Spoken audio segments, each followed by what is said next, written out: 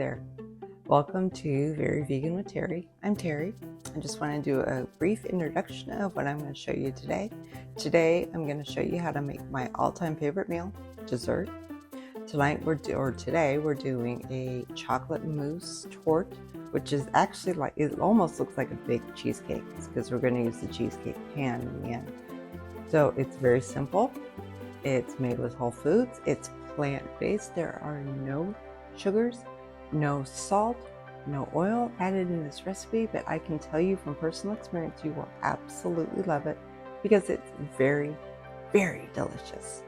So let's get started. All right, so today it's a chocolate mousse torte, but it's actually going to end up going in a cheesecake pan, which is also a springform pan. The reason they call that is there's a spring on the side, so you can take the sides off. And that's how people make cheesecakes as well. But I use the springform pan for my chocolate mousse. So first off, we're going to make the crust. We're going to start with 2 cups of walnuts. Put that in our food processor.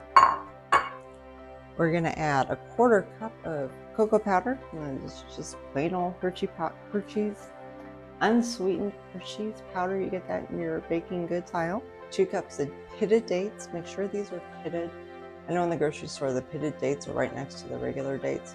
So what I'm going to do is I'm going to start blending the walnuts and the chocolate together. I'm just going to pulse them, and then I'm going to show you what we're going to do with the dates.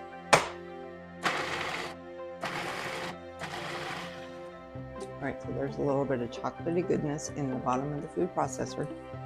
Which I just noticed there's a hair bit more chocolate in here. Let me get that in.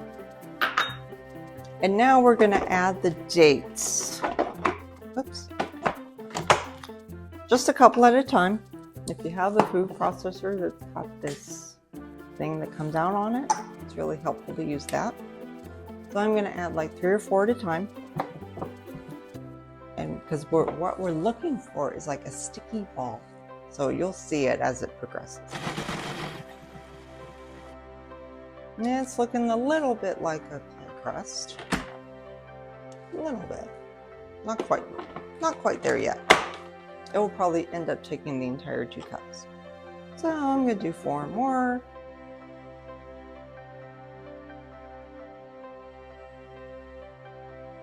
All right, this is almost there. You can see it's starting to stick together.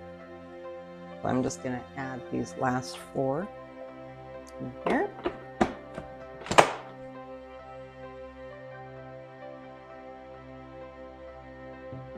Okay, and now we're going to add 1 teaspoon of vanilla powder. You can also use a tablespoon of vanilla extract, but keep in mind that vanilla extract has added alcohols and more sugar in it than vanilla powder does. You can get your vanilla powder on Amazon, and I'll put a link below to where you can actually get it. And then we're just going to blend this until it's all coming together nicely. So we're going to take our pan, and we're just going to dump this in here. Make sure you get all the goodness out of your food processor. And I just take my bare hands and press it in. Make sure it's even. You don't want more crust on one piece than another. Now, even though this doesn't have any added sugars in it, it still tastes very sweet. The natural sugars come from the dates, so it will still taste sweet and yummy and good. Okay, now we're going to make the filling. I use the same bowl because we're using the almost exact same ingredients.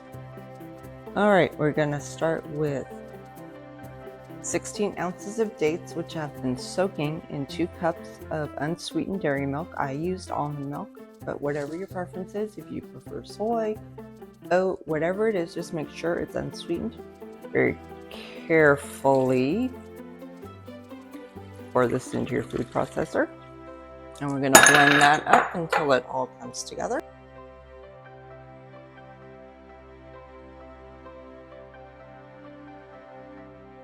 Next, we're going to add in 12 ounces of walnuts. These are going to blend up real nice in the milk. You don't have to worry about soaking them before. Just make sure they're really well blended.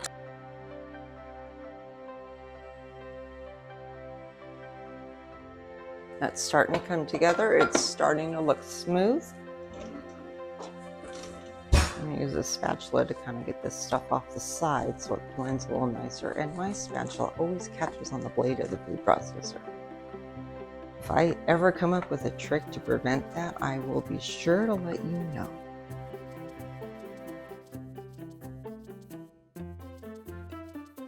And don't worry if it's not perfectly smooth by the time you get to this point, because we're going to give it one more time. And then we got a couple more ingredients we're going to add. So it is going to get blended a little bit more still.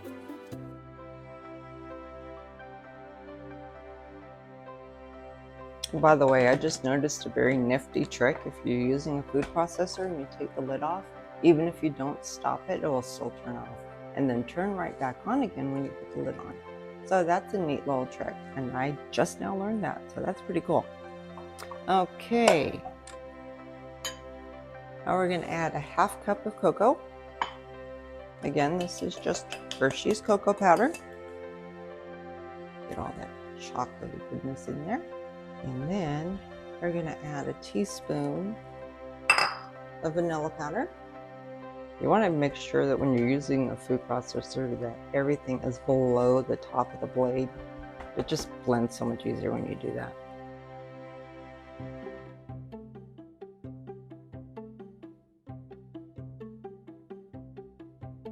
I'm going to give this one more stir and blend, and then we'll be good to go. That's looking really, really, really good. Okay, I'm going to give it one more blend. I'll pour it into the pan.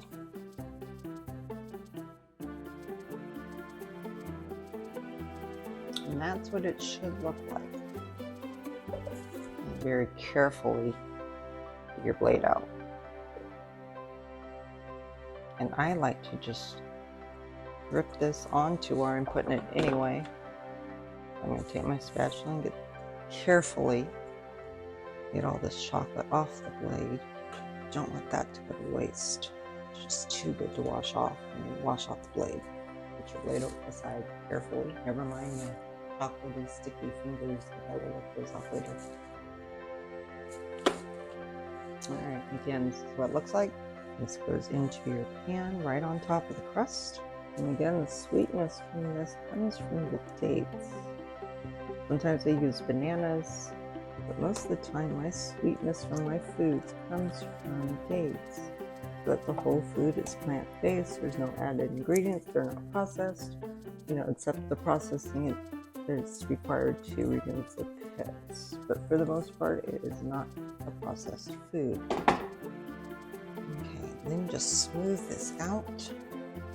Make it look, it's going to look like a cheesecake, honestly. Yeah, there'll be some on the sides, but you can lick that off later. Just want to get it even as you can. Just trust your instincts on that.